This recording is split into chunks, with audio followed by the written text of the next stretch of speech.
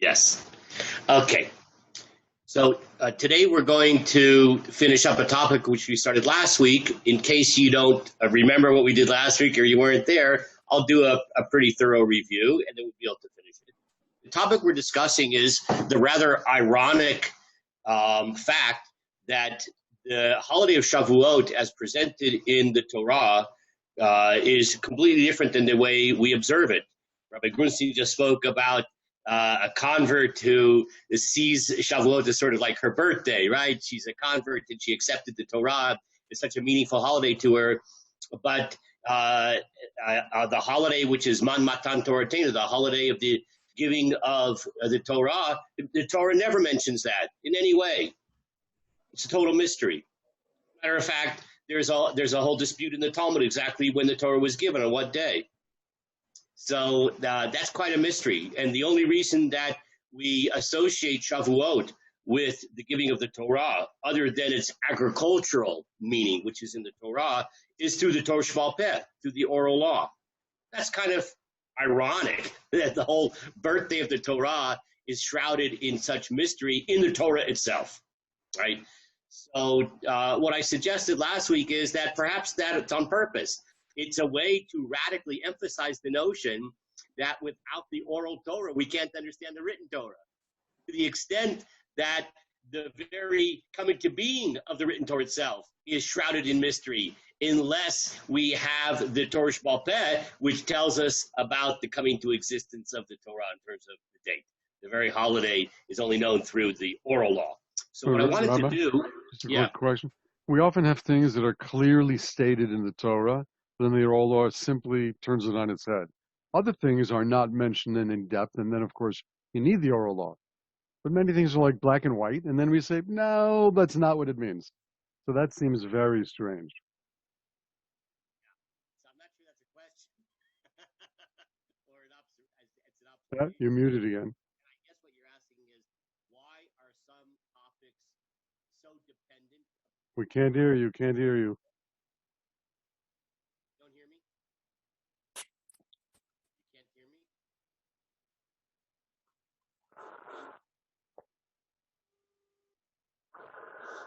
Very strange. No. I don't know why. It's on the exact same settings. Yeah.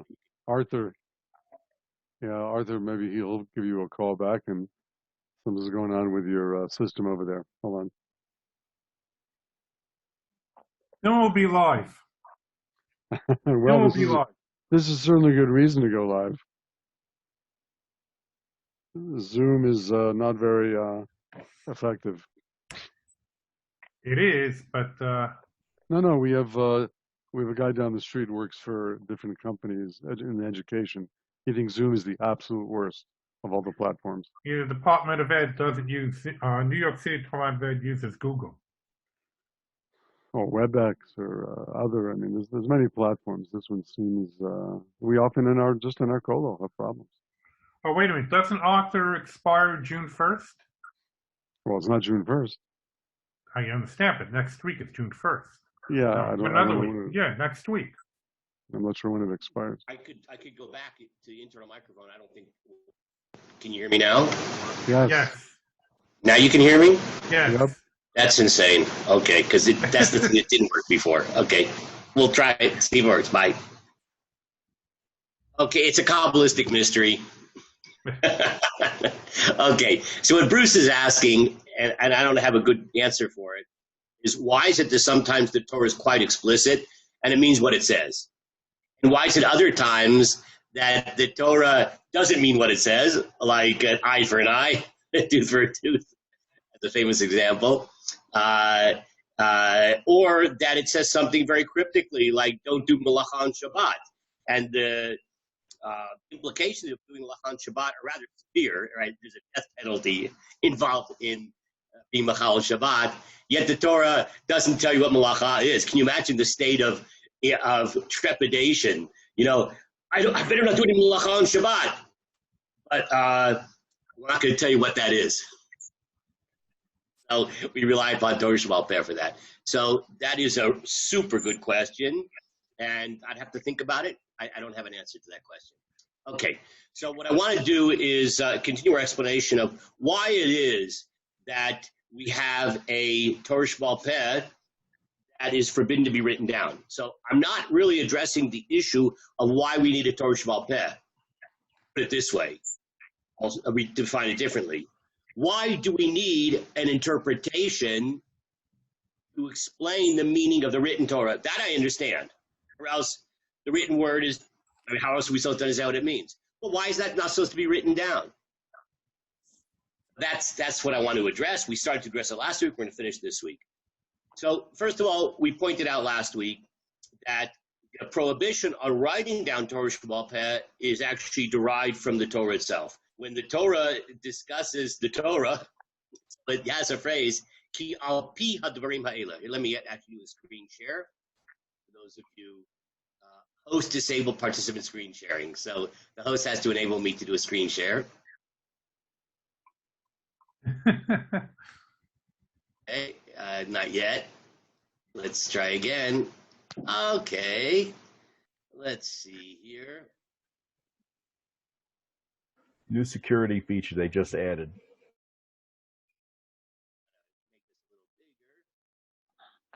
Make this a lot bigger. Oh, that's good. Okay. Perfect print. Yeah. So we saw. Everybody see the text? It'd be better if you have it in front of you, like on your phones or at home on your computer screen. So, but in any case, the Torah says, "Al pi hadvarim ha'ela." That's the word in Masechet Gittin. I'm just summarizing right now because we learned it inside last time. That al pi, that in accordance, literally, with the mouth of these things, that these things, that the words of the Torah are supposed to be al pi. What does that mean? That the Gemara explains that the things which were communicated to Moshe, al pi, al peh, ba'al peh, that were communicated orally, those are to remain oral, not to be written down. The question is, why? Why not write it down? So we saw a whole bunch of explanations last week. The two most famous explanations are offered by Rabbi Yosef Albo, one of the great Spanish philosophers, one of the greatest of the entire medieval period, Rabbi Yosef Albo, 15th century. And he gave two explanations. The first explanation is very straightforward, compelling, rational. And that is the following. If the whole idea of Torah Sheba'al Peh, the oral law, is to clarify the meaning of the written law, once you commit it to writing, you're back to square one. Why? Because language is ambiguous. As soon as you write down the explanation and someone reads that explanation, they're going to suffer from the same challenges that understanding the written Torah had, which is that words are ambiguous. I don't know what it means. So to avoid that problem, it's Torah Sheba'al Peh, meaning you have to go to a human being. You have to go to a human repository of the authorized interpretation of the written Torah. And when you go to that human being, you can then ask questions. What did you mean by that? 39 malachot. Is this a malacha? Is that a malacha? How do you define this particular malacha, etc.? By forcing you to go to a human repository of the oral law, and through the give and take between teacher and student, that is the only hope of maintaining clarity, which is the whole purpose, or at least one of the purposes, of the oral law. But the fact That that what we call, we have it in writing today, and it's seemingly much more clear when it's well written, you know, and it's just common sense. It's less clear when it's not written down. I mean, Really? you just have to write it well. You have to write it well and clearly. That's pretty interesting. So you're claiming that Art Scroll is more clear than the neighborhood rabbi who gives the Daf Yomi shir. Well, of course, you get to read it and read it again, and if you still have a question, you can then go. But having it in front of you in writing that covers every case, perhaps, or almost every case, is far better than leaving it up in the air the way it is.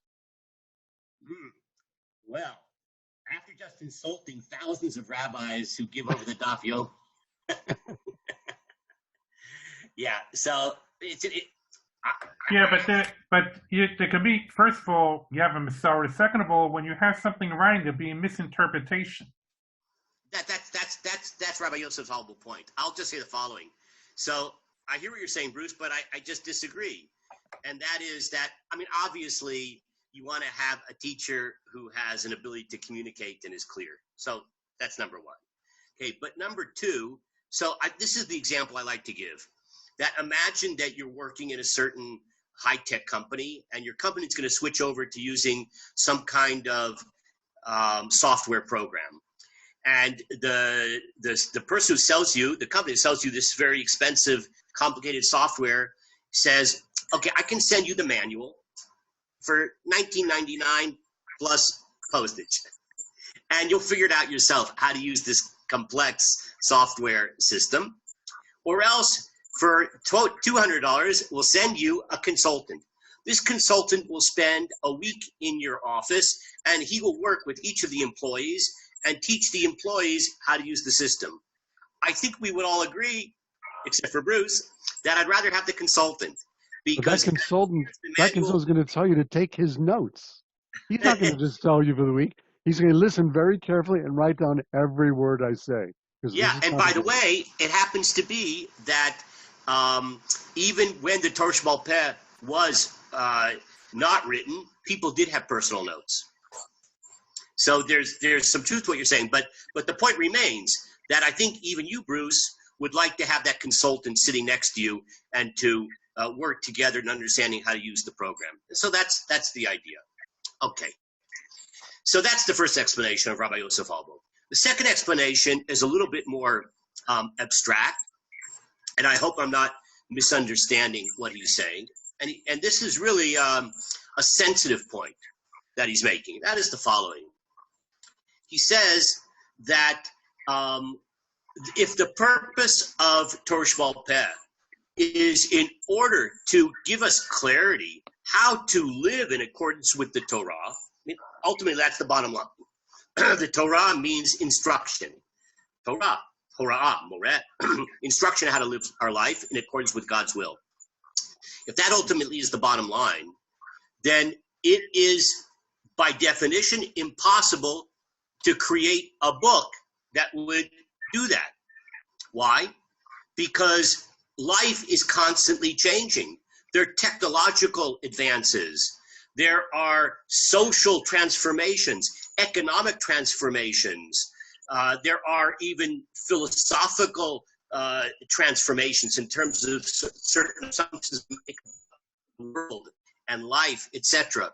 All of these transformations in a world which is in constant change forces us to come up with some type of understanding of how do we extrapolate from the Torah to this new reality that we're living in.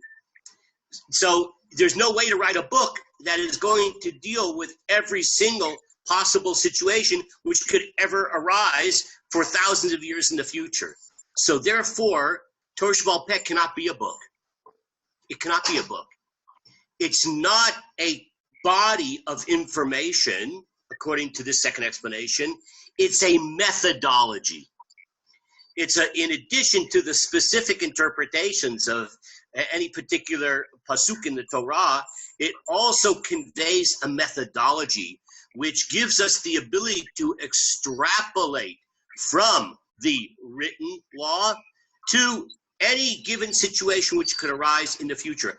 Some of you may have, I don't know if any of you saw this last night.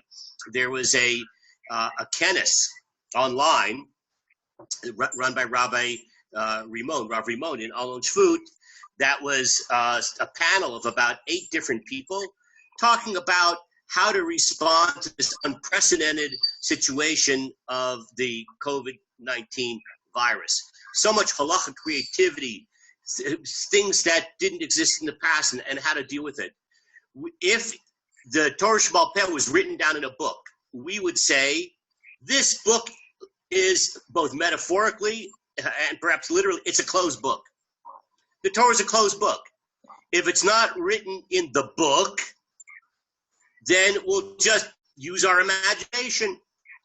or we'll do whatever we want to do. Because if it's not written in the book, then there's no guidance. Because this world is different than the world which is being described and assumed by this particular book. So Hashem does not want us to view Torah as a closed book. But in order to have the Torah be Eitz Chaim, a tree of life, which is able to address an ever-changing reality, therefore we don't write down Torah Sheba'al Peh in order to preserve the vitality and vibrancy of Torah.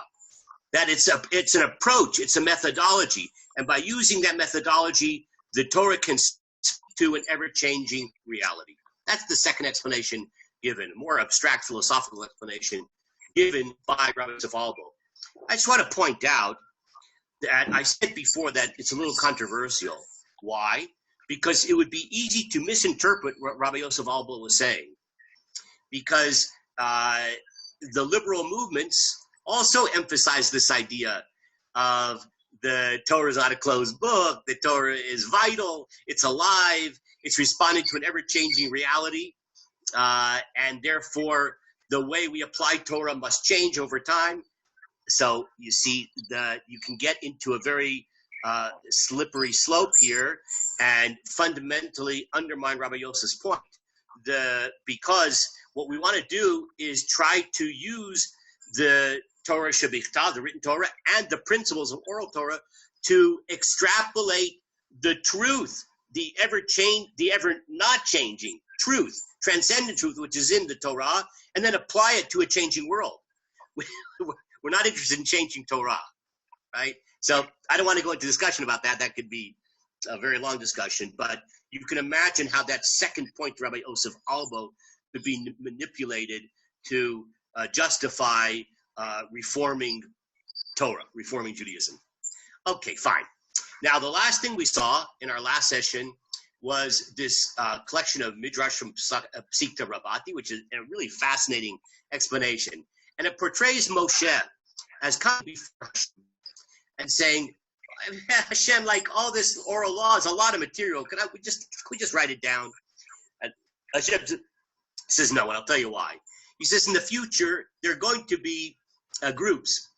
And I think that the Midrash has in mind Christianity specifically. And we're going to claim that they're the real Jews. They're the real Jews. And the only way that we'll know who the real Jews are is based upon those who possess the authentic interpretation of the oral law. That's what makes you a real Jew. Because again, a book can be anything. You look up the book and say, I follow this book, and I'm Jewish, right? What makes us Jewish in sort of a philosophical sense, what makes a Jewish is being born to a Jewish mother and converting, according to Allah. But in a philosophical sense, is that we follow the authentic interpretation of the Torah, which is supplied by the oral law. If that oral law became accessible to everybody, well, then we're in big trouble. Because then we are aiding and abetting the ability of other groups to claim that they're the real Jews. Because now they not only can hold the book in their hand of the written Torah, they can even wear tzitzis and yarmulke and keep Shabbos of sorts. And I told you the story last week about how I ran into these people that looked like Orthodox Jews in Sacramento, wearing tzitzis and beards and yarmulkes. And through conversation with them, it turns out they weren't Jewish at all. They were, Messianic Christians, and that was quite confusing. And so, therefore, theoretically speaking, we should not have the Torah written down as something which is our prized personal possession, our unique Tudat Zuhut. Okay, that was the explanation of the Psikta Rabbati. So now I'm going to pull up the next page here. Hang on a second. Hopefully this won't be too much of a problem.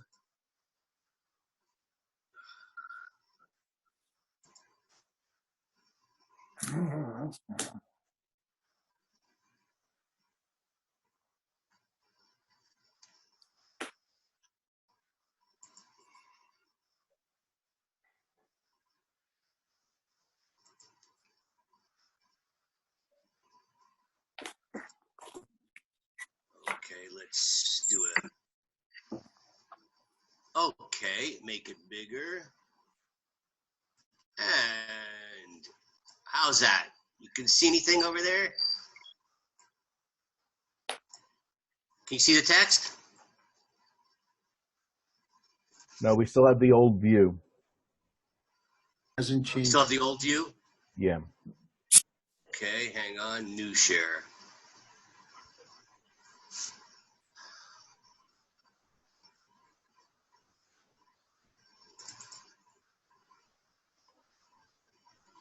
How's that?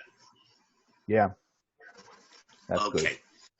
So now we're going to take a look at two also very abstract explanations, but really fascinating. The first one is from the Maharal. Really, really fascinating. Let's look at the Maharal. He quotes the Gemara, and the Gemara is based upon the same pasuk we saw before, where it says, Ki al pi advarim ha'ela, in accordance with these things, I made a covenant with you. So the Maharal starts up by quoting the Gemara.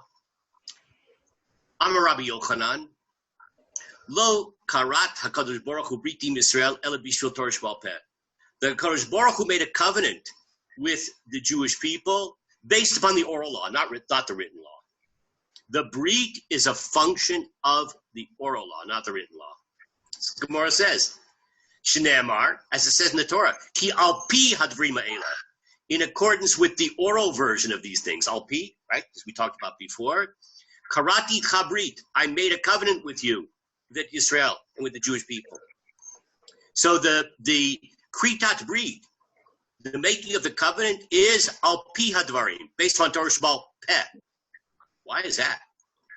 So the Maharal asks, V'hinei yesh lakshot, lama dafka b'shvil Torah sheba'al peh? Why should it be based upon Torah sheba'al peh? Now he explains, Aval perush hadavar, ki kol brit hu bein hashnayim, sheyesh lehem chibur yachad b'atzmam. A covenant is when there is a relationship between two parties, a chibur, a union between two parties, b'atzmam, on a very essential level. An essential level. We join together, our very essences join together. And that's what makes a brit, a covenant between us. You know, a covenant is more than just shaking hands. A covenant is something that has to withstand the vicissitudes of circumstances. And therefore the Maharal is saying that a covenant has to be something deeply, deeply connecting two parties. You know, it's like family. Everybody here was born. No one was hatched, right? And families have all kinds of vicissitudes. Shalom bayis, right? No family is free from challenges. But there, at the end of the day, there's always this idea, but it's my son, it's my daughter, right? In spite of all the challenges, it's my blood. There's that chibur. That's brit. So he goes on to explain. Hinei. Mipnei ki Torah shebichtav munachat ba'aron. He says something wild. The written Torah, you know where it is? It's in a closet. Munachat ba'aron. Right? Where's the written Torah? It's put into a closet. The einena im adam batzmo. It's not inside the person, right? It's a book that's on a shelf, right? Inside of the Aron Kodesh. V'lachen einena kritat brit. It can't be a covenant because I'm here, especially nowadays. The Sefer Torah is in a building that I don't go into anymore. Maybe we'll start tomorrow. Right? It's over there, and I'm over here. So it cannot be a kritat brit lechaber Yisrael ba'atzmam elav yitbarach, in order to make some very essential bond with the Kadosh Baruch Hu. Aval Torah sheba'al peh. But the oral law. Now remember, the oral law is supposed to be oral. That means where is it? It by definition cannot be on a bookshelf. It's in your brain. You know it by heart. It's in your heart. It's inside of you. Shehi im ha'adam. It's with the person. Until the person himself becomes the owner of that Torah, of the oral law. You possess it. You don't possess it like you can hold something in your hand. It's much more profound than that. It's literally inside of you. You know it by heart. That's the whole idea of the oral law.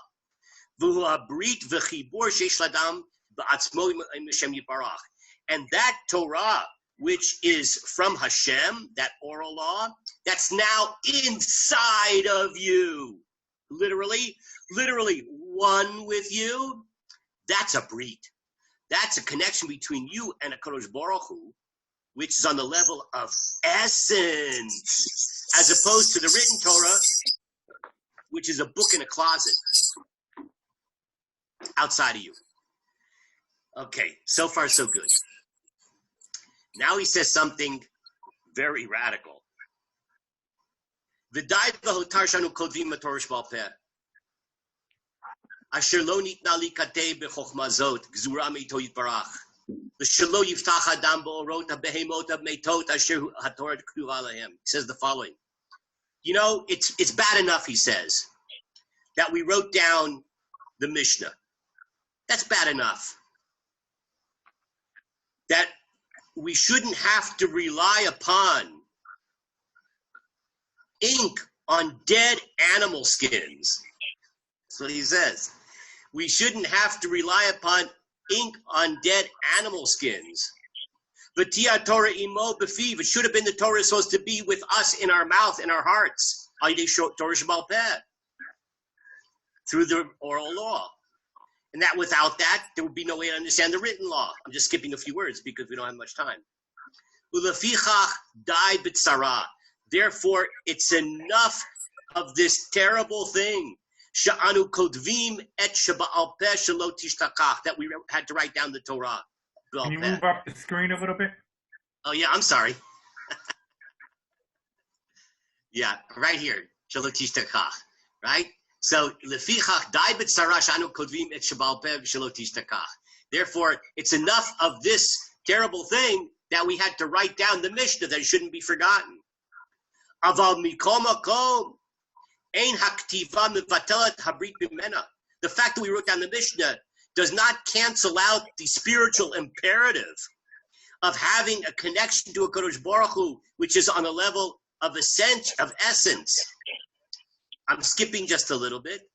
V'lo nechshav here.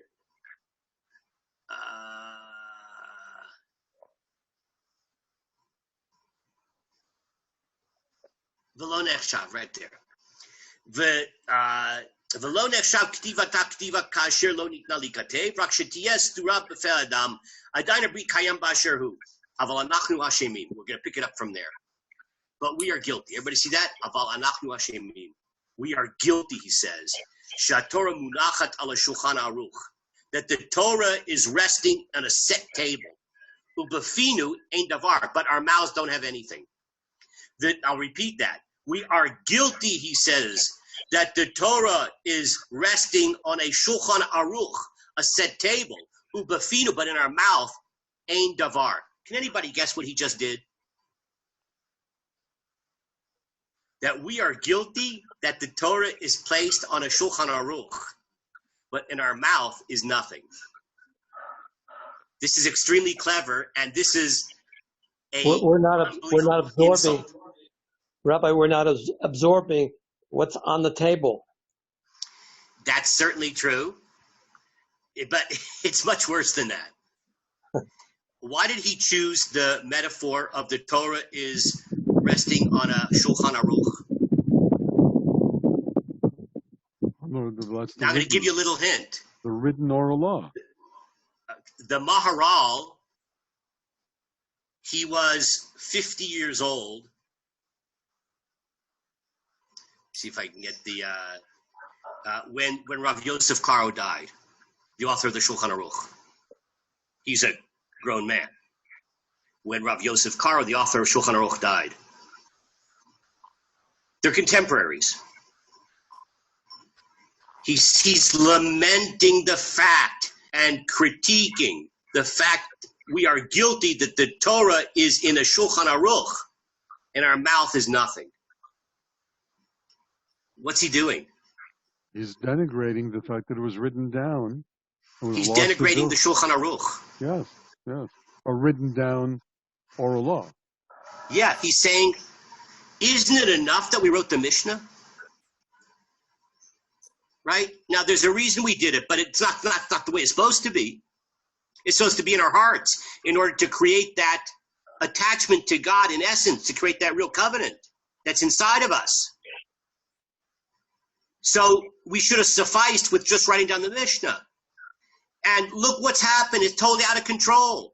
Now we have this contemporary of mine who wrote a Shulchan Aruch, which is another attempt at writing down a user-friendly form, very applicable, of the oral law. Oy vey! Well, did he mind the Beit Yosef? Because that's a lot more complex. I mean, maybe it was That's like interesting, because the Beit Yosef is not so much of a code, but it's more analysis. That's a good question. I don't know. But this is clearly a biting critique of the Shulchan Aruch. And he's not alone in this, by the way. That the Maharal apparently was opposed in principle to the creation of, ad infinitum of these, essentially a new Mishnah. Just writing the Mishnah in an updated version. Rabbi, why wouldn't he also do the same thing with the Rambam, who wrote, halachas following the Mishnah? So it's a very good question. As a matter of fact, it's such a good question that I'm pretty sure that he felt the same way. Now, I don't know why, he doesn't mention, maybe someplace else he critiques the Rambam. I just don't know. But it could be that if he doesn't critique him, though maybe he does, I don't know. So a little speculative. But if he doesn't, first of all, the Rambam, a little hard to argue with the Rambam, who lived so much, the Yosef Karo was a contemporary. It's a little harder, a little easier to critique him. The Rambam lived hundreds of years before him, and so a little bit harder to level such a criticism. So that's a possible explanation. Another explanation came to my mind, but I can't remember what it is anymore. Yeah, but Rabbi, isn't he talking? His critique is as a matter of principle. Correct. So it shouldn't honestly make a difference whether you're talking about Mishnah or Rambam or Shulchan Aruch or anything later. Yeah, I agree. So this is pretty radical. Let's go on.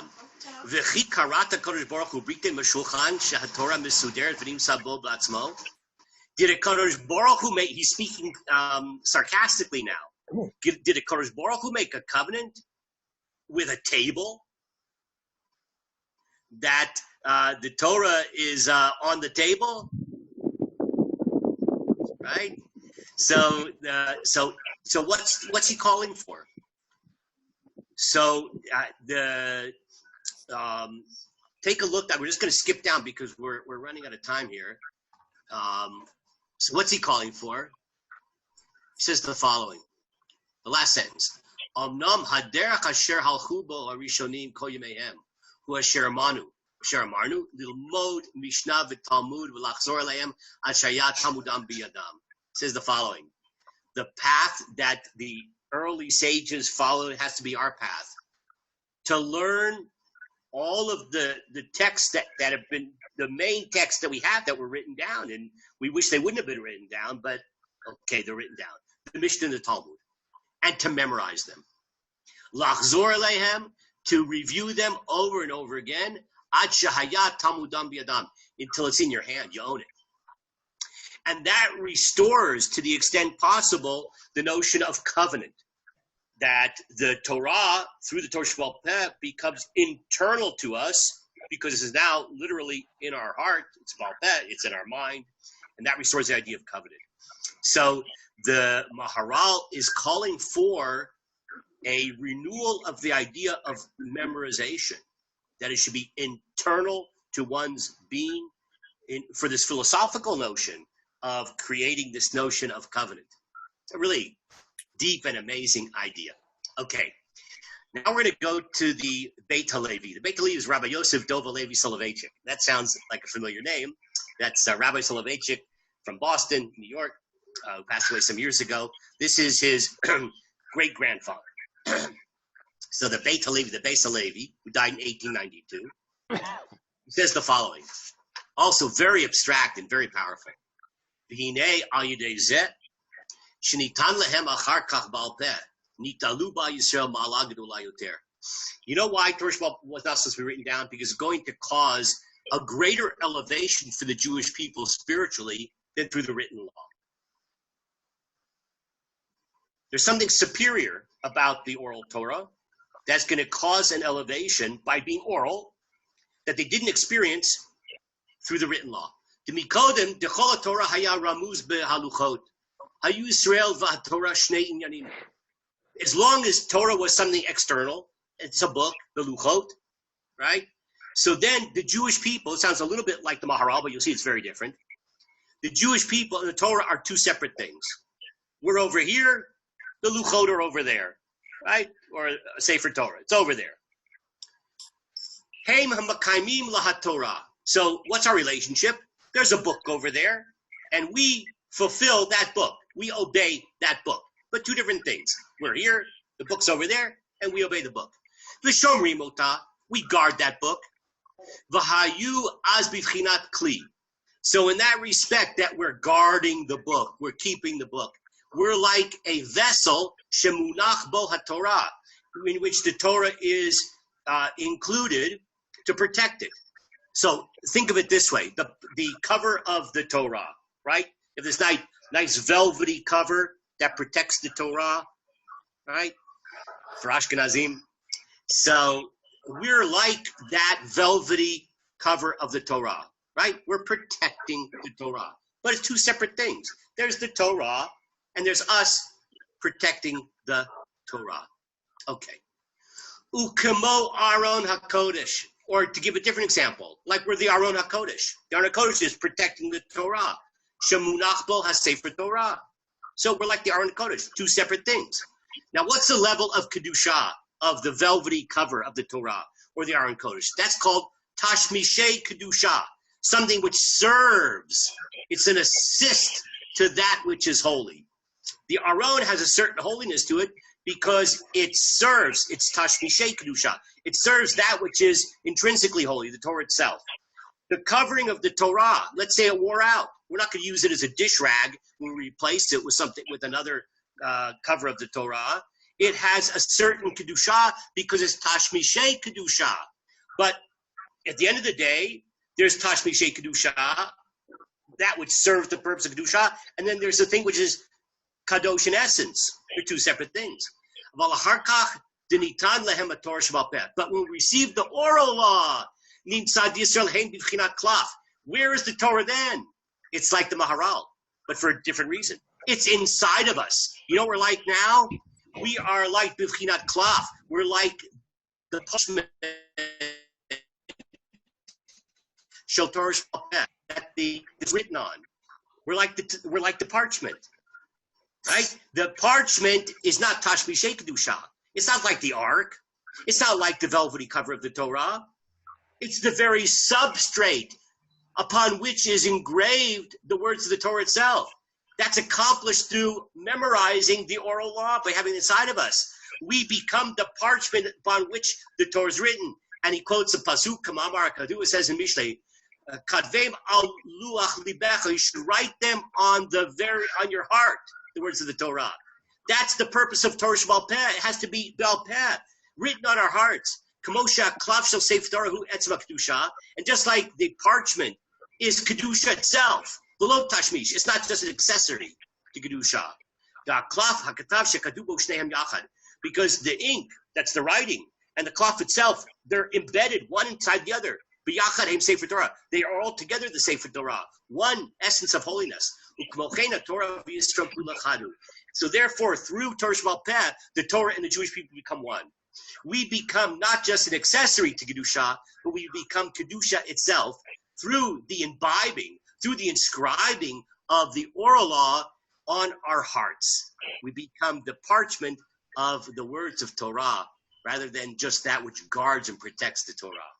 Quite an amazing idea. I'll just end with one last thing. I'm sorry for taking a minute of the next speaker's time, but the Torah in the Gemara Masechet Tumurah that explains. So wait a second, this is so profoundly beautiful. All these explanations, the explanations of Rabbi Yosef Albo, the explanation of Sita Rabati about Jewish authenticity, the explanation of the Maharal that it forms covenant by joining us together in a very essential way, the explanation of Beit HaLevi that we're just an accessory to do Kedusha, but actually Kedusha itself. So why do you write it down? So the Gemara Masechet Tumurah says the following: because of Roman persecution, the only way to pass down Torah Sheba'al Peh is if there is continuity and stability in society. I like to compare this to what happened in Native American culture. Native American culture was largely an oral culture. Where is it now? It's largely lost. Why is it largely lost? Because in order to pass down information from generation to generation, you need a certain amount of stability. Once that stability is gone, that information is lost. Those teachings, those traditions are lost. So the Gemara Masechet Tumurah says something amazing. It says, better to erase one letter of the Torah than to lose the entire Torah. Meaning that we're going to break a law of the Torah. We're going to erase one letter. We're going to, in fact, transgress the prohibition of writing down the oral law. Why? In order to preserve the rest of the Torah. Because if we don't write it down, we're going to lose the whole thing. Now, I have a lot more to say about this, and perhaps going forward we'll talk about it. Exactly what was written down, how was it written down, the way it was written down, which is quite peculiar, many other aspects of the whole notion of Torah Sheba'al Peh, where it came from, how it's recorded, all the different texts and how it develops and its own internal rules, etc. And Bezrat Hashem, we'll discuss that next time.